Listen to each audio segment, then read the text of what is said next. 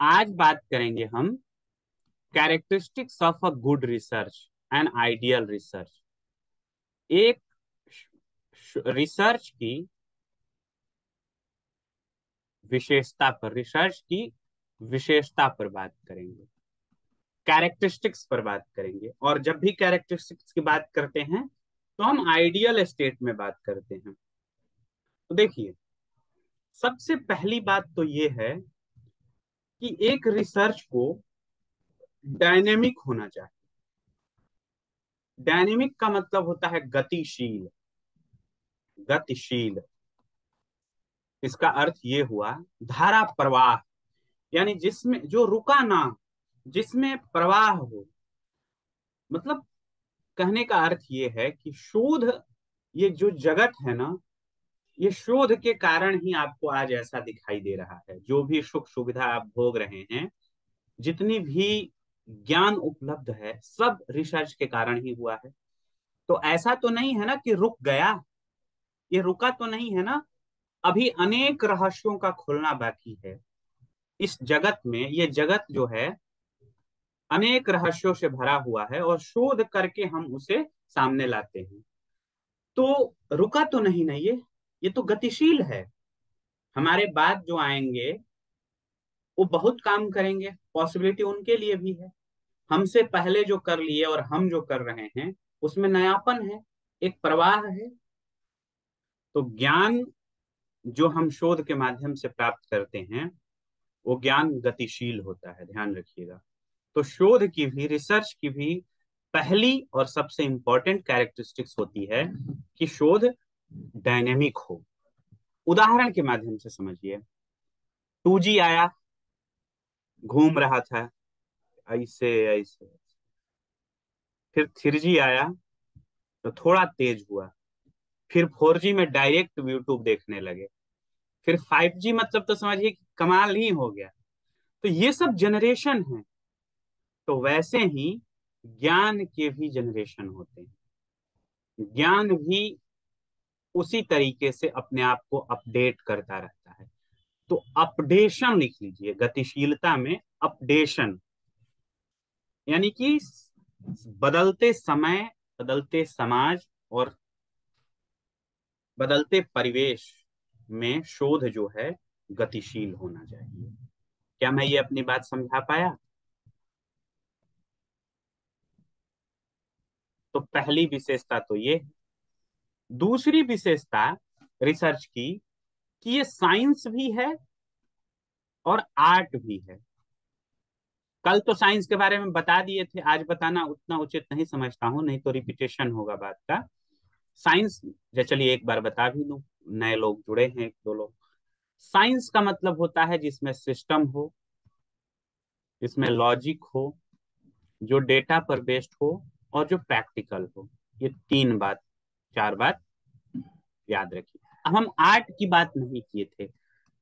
शोध जो है कला भी है और विज्ञान भी है। विज्ञान कैसे है हम देख लिए थे। आइए आज बात करते हैं कला कैसे है, शोध कला कैसे है। देखिए, कला हम उस चीज को कहते हैं जिसमें कल्पना हो, जिसमें रचना हो, जिसमें प्रोडक्टिविटी हो।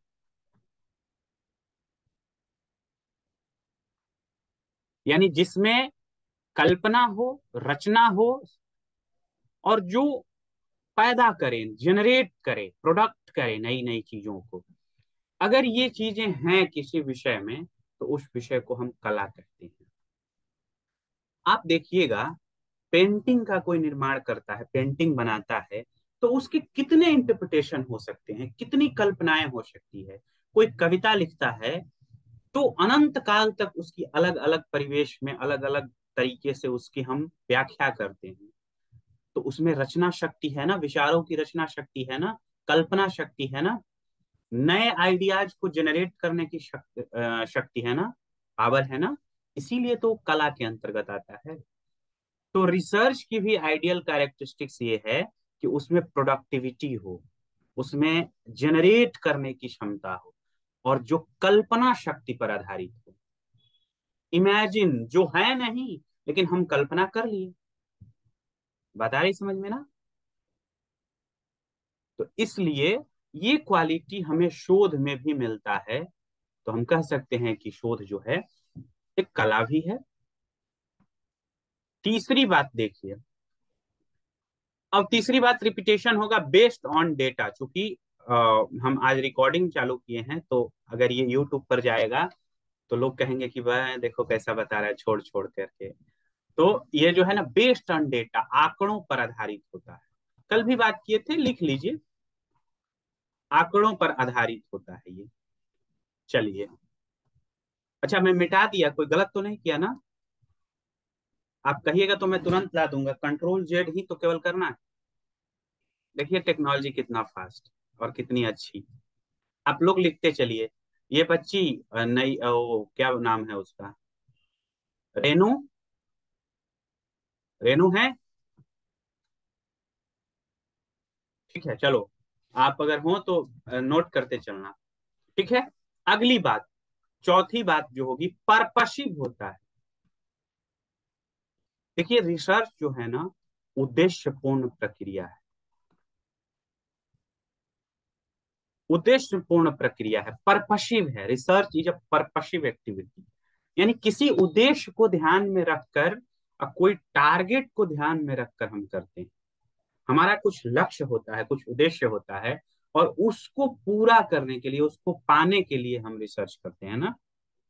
तो इसकी कैरेक्टरिस्टिक्स तो ये भी हो गई ना कि research is a purposive activity. अगर एग्जाम में आएगा कि research is a purposive activity, तो हाँ पर्पसिव एक्टिविटी है। रेनू शर्मा, तुम अभी बाबू तुम भी वीडियो ऑन कर दो, आप भी वीडियो ऑन कर लो, ताकि हम देख तो सके कि तुम कर क्या रही हो, पढ़ रही हो या फिर कुछ अ, अपनी और दूसरे कामों में व्यस्त हो। ऐसे नहीं होगा। चलिए अगली बात, पांचवा, रिसर्च जो है ना रेशनल होता है। रेशनल को कहेंगे एक तरह से जो चीजों को एक्सेप्ट करता है, जो तार्किक होता है। एक तरह से तार्किक कहिए, जो रीजनिंग पर बेस्ड होता है, जो अच्छी चीजों को स्वीकार करता है, रिजिड नहीं होता है। तो एक कैरेक्टरिस्टिक्स ये है कि शोध की ये विशेषता है, ये आइडियल सिचुएशन है कि वो रेशनल होता है। कल भी बात कर लिए थे। अगली बात जो सिस्टमेटिक है, ये भी कर लिए थे, लेकिन सिस्टमेटिक है यानी कि एक प्रक्रिया के तहत होता है। चलिए ये तो हो चुका था। अगली बात, इम्पीरिकल होता है।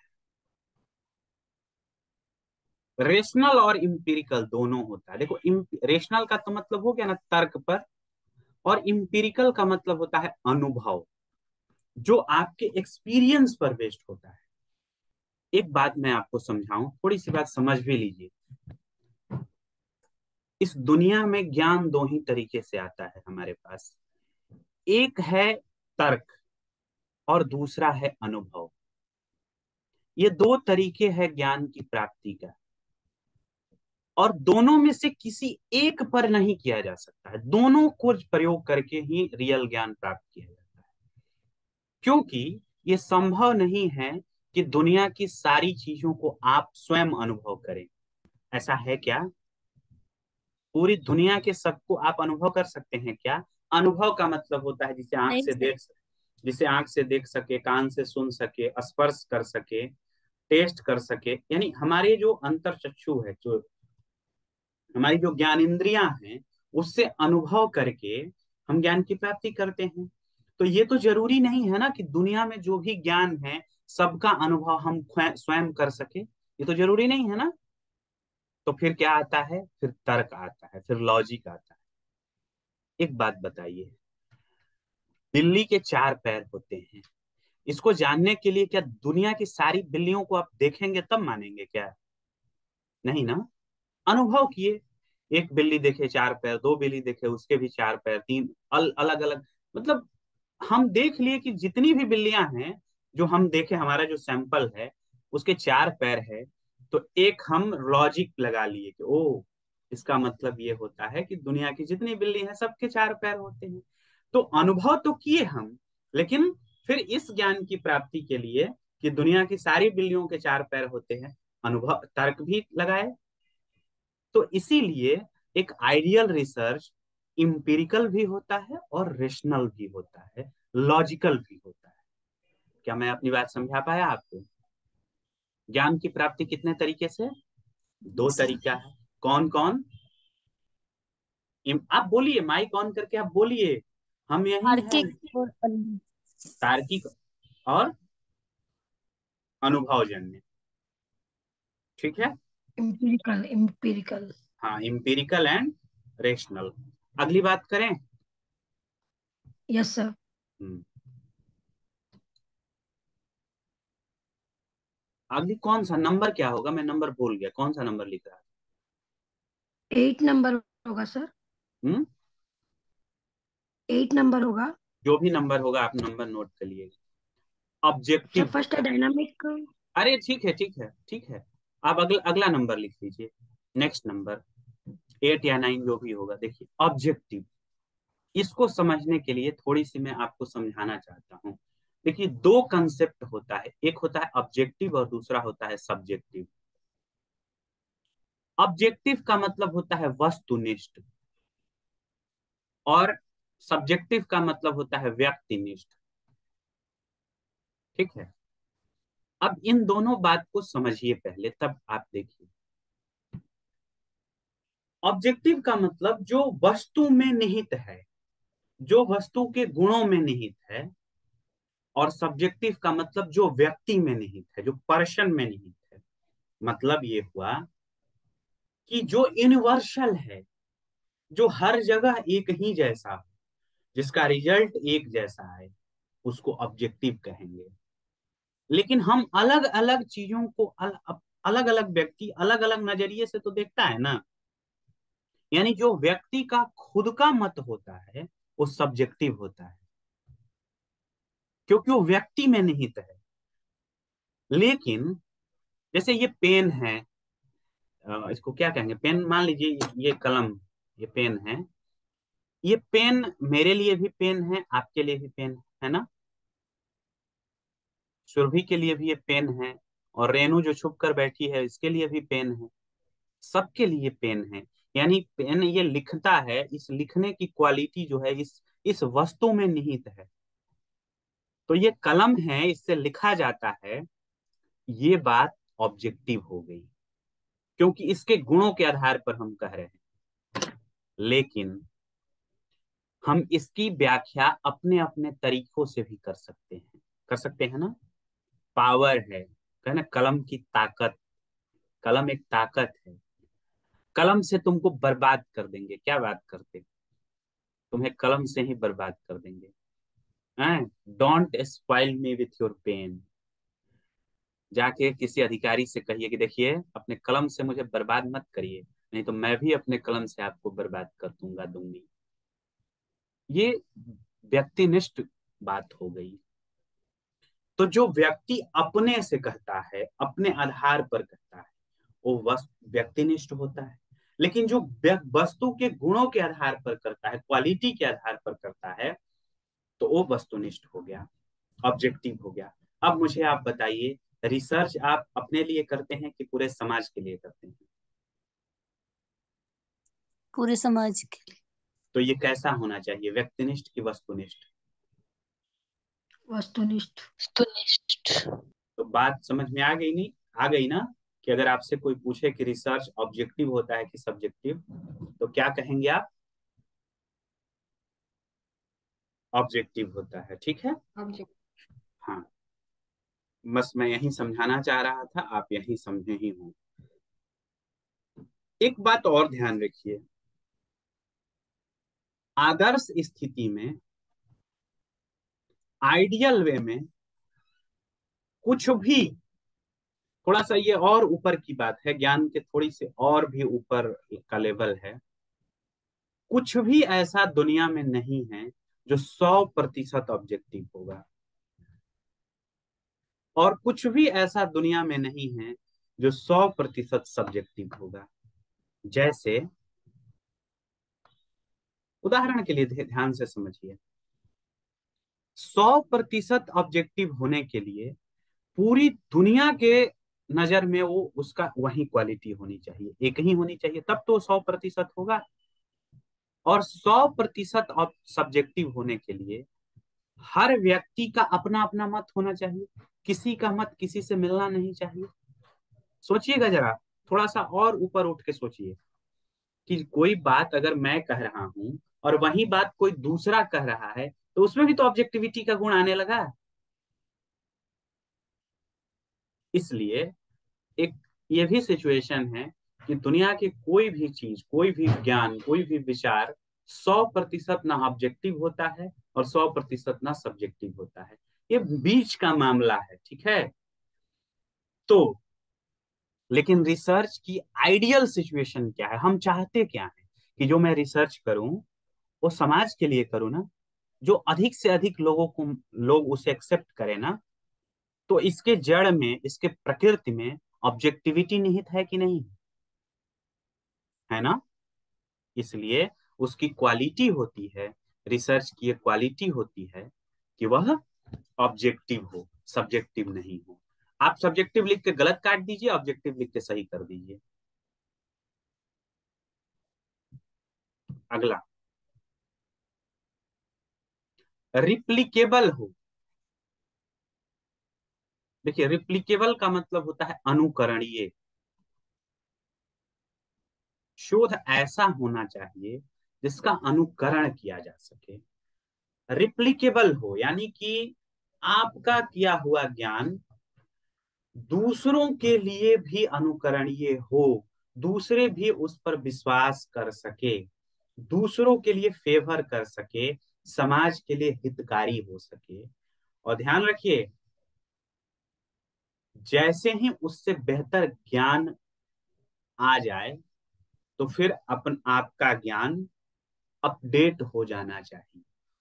तो अनुकरणीय, रिप्लिकेबल का मतलब ये हुआ कि शोध की प्रकृति ऐसी होनी चाहिए, रिसर्च की प्रकृति ऐसी होनी चाहिए जो समाज के लिए अनुकरण करने योग्य हो। और जहां उससे बेहतर ज्ञान आ जाए तो आपका ज्ञान उसको एक्सेप्ट भी कर ले। जैसे परमाणु सिद्धांत अलग अलग लोगों ने अलग अलग तरीके से दिया, लेकिन जो आज वैलिड है, जो ज्ञान आज वैलिड है, क्या पहले वाला ज्ञान उसको एक्सेप्ट किया कि नहीं किया? किया, किया ना। तो इसके मूल में, इसके जड़ में, शोध के जड़ में रिप्लिकेबिलिटी का क्वालिटी होना चाहिए, एक आदर्श स्थिति है। अगला, अगला नंबर कौन सा है मैं भूल चुका हूं, आप अपना लिख लीजिएगा। रिलायबल हो, रिलायबल, विश्वसनीय, विश्वसनीय हो। आप जो काम कर रहे हैं दूसरा उस पर विश्वास भी करे। विश्वास कैसे करेगा, आपके रिसर्च पर लोग विश्वास कैसे करेंगे, इसका मुझे बताइए। इसका क्या क्यों आपके रिसर्च को हम विश्वसनीय माने, अगर क्यों वो मान? फैक्ट बेस्ड है। बहुत बढ़िया, अगर वो आंकड़ों पर आधारित हो, फैक्ट पर आधारित हो, अगर वो बेहतर कंक्लूजन दे रहा है, अगर वो समाज के लिए हितकारी हो, अगर उसकी प्रैक्टिकबिलिटी हो, तो समाज उसको एक्सेप्ट करेगा। तो हम उसका एंड रिजल्ट वेरी ना करे। रिजल्ट वेरी ना करे, क्योंकि अलग अलग लोग जब करें तो अलग अलग ना रिजल्ट आए। समझ रहे हैं मेरी बात? तो रिलायबिलिटी अंदर होती है रिसर्च की क्वालिटी में, ताकि उसे उसको माना जाए, वो सिद्ध हो सके, उसके रिजल्ट अलग अलग ना आए, रिलायबल हो सके, जिस पर विश्वास किया जा सके। और अगली बात ये है जिसमें वैलिडिटी हो, वैधता, वैध हो। तो देखिए, ये तीनों चीज, रिप्लिकेबल, रिप्लिकेबिलिटी, रिलायबिलिटी एंड वैलिडिटी, ये तीनों क्वालिटी होता है रिसर्च का।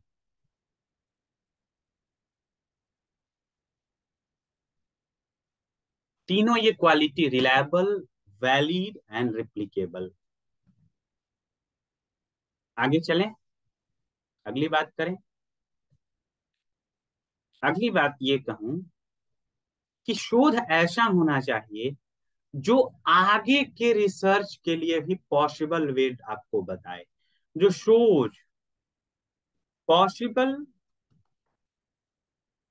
Shows possible possibility for further research.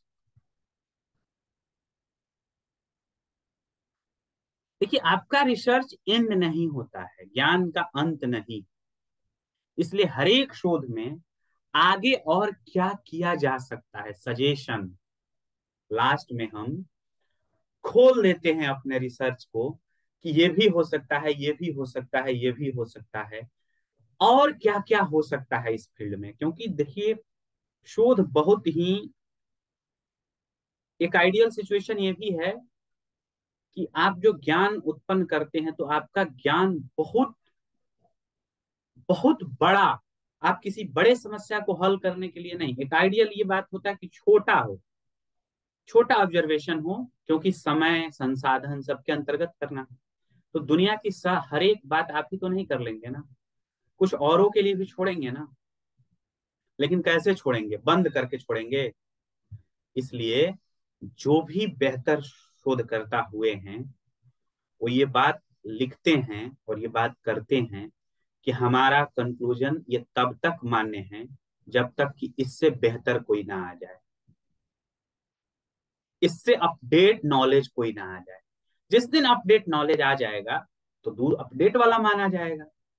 It means कि कोई भी रिसर्च इंडेड नहीं होता है, वह दूसरे रिसर्च को जन्म दे देता है। एक रिसर्च दूसरे रिसर्च को क्या करता है?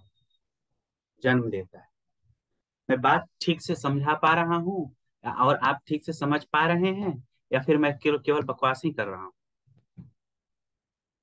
ईमानदारी से बताइए कि क्या मैं अपनी बात समझा पा रहा हूँ? देखिए, किताब कि कोई किताबी बात नहीं, हम व्यवहारिक बात कर रहे हैं कि शोध जो है दूसरे शोध को जन्म देता है। इस बात से आप सहमत है? बताइए। सर लास्ट वाला पॉइंट एक बार फिर रिपीट कर सकते हैं, मतलब हाँ, बिल्कुल लाइक कर मेरे सकते को हैं। समझ में नहीं आया। जैसे कौन सी बात? ये कंक्लूजन वाला कि हाँ, लाइक कंक्लूजन अगर वो कंक्लूड कर रहा है तो फिर उसके बाद लाइक उसमें एडिशन के लिए भी पॉसिबिलिटी हो सकती है, दिस इज द हाँ, पॉइंट। बिल्कुल। देखिए, हम कोई कंक्लूजन कर रहे हैं तो किसी सैंपल पर करे ना, किए हैं ना, आंकड़ों पर किए हैं। तो इस बात की तो संभावना है ना कि इससे बेहतर रिसर्च भी हो सकता है। आपका रिसर्च तो फाइनल नहीं हुआ ना, मतलब पूरी दुनिया में आप ही तो नहीं हुए ना कि किसी विषय पर डिट्टो मार दिए तो ब्रह्मा का लेख हो गया, नहीं ना। इसलिए आपके शोध से अन्य शोध भी उत्पन्न हो सके, शोध ऐसा होना चाहिए, आपके रिसर्च में पॉसिबिलिटी होनी चाहिए कि फर्दर रिसर्चेज हो सके साइड पर। मतलब आप किसी पर किए तो उसके एसोसिएटिव चीजों पर दूसरा कर सके, हम्म। और कोई नया ज्ञान उत्पन्न हो सकता है उससे। यही तो गतिशील प्रक्रिया है। बात आ रही समझ में? जी जी चलिए, जी। देखिए, अगर ये 10 मिनट बाद मीटिंग फिनिश हो जाएगा तो आपको क्या करना है? आपको क्या करना है? रीजॉइन करना है रीज्वाइन, इमीडिएट। रीजॉइन करना है। इमीडिएट रीज्वाइन करना है। हाँ, इस बात को तो आप लोग सब समझ रहे हैं, बहुत बढ़िया समझ रहे हैं। Shows possibility for further research न, देखो, आगे हिंदी वाले आगे के लिए रास्ता खोल दे, रास्ता दिखाए, खोल दे से बढ़िया है रास्ता दिखाए। हिंदी वाले ऐसे लिखेंगे। अगली बात, अगली बात तो बहुत बेहतर है, समाज के लिए हितकारी हो।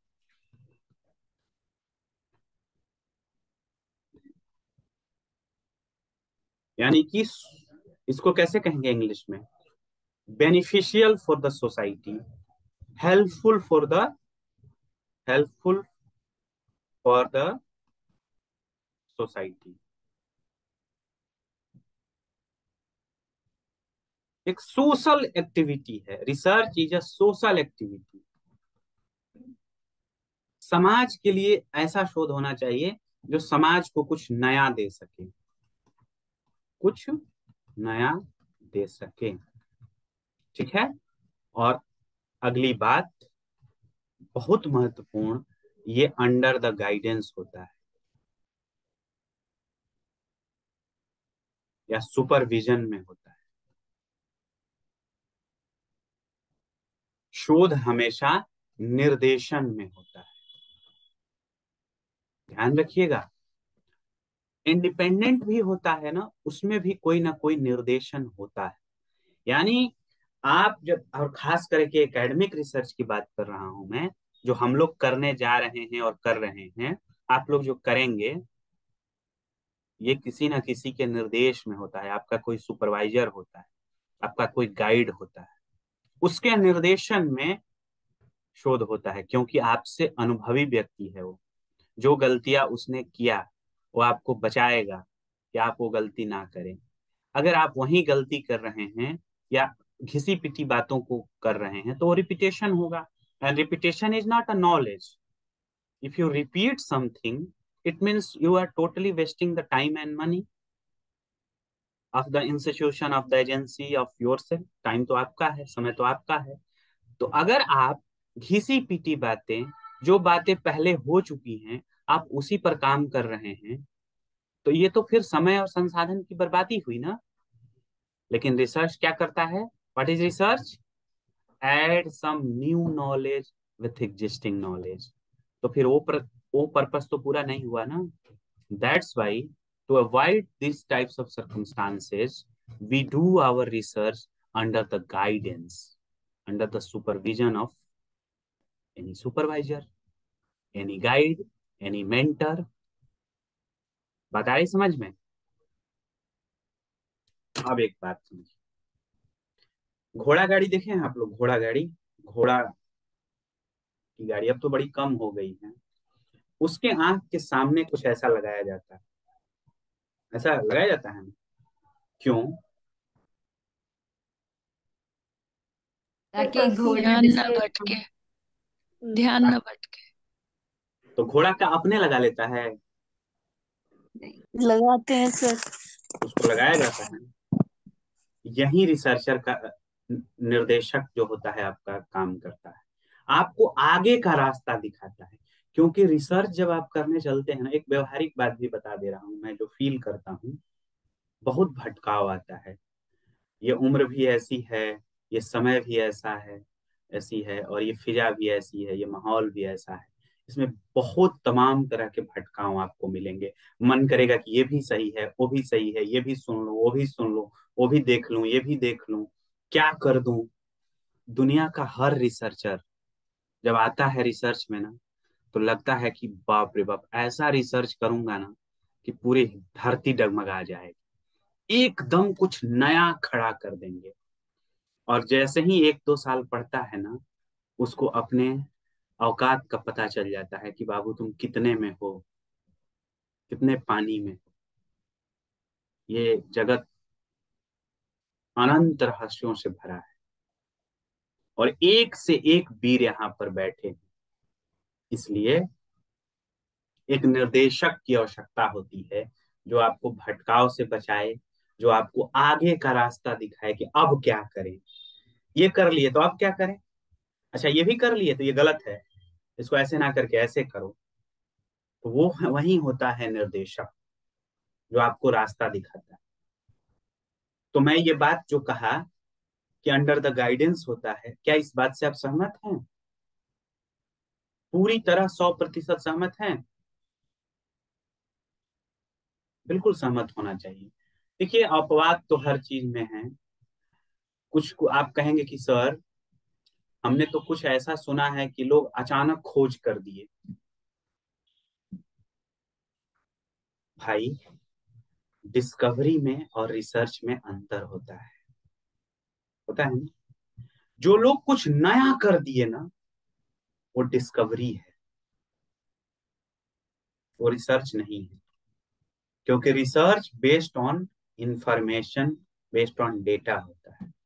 और खोज जो होता है ना, वो अचानक हो जाता है और इंडिपेंडेंट भी हो जाता है।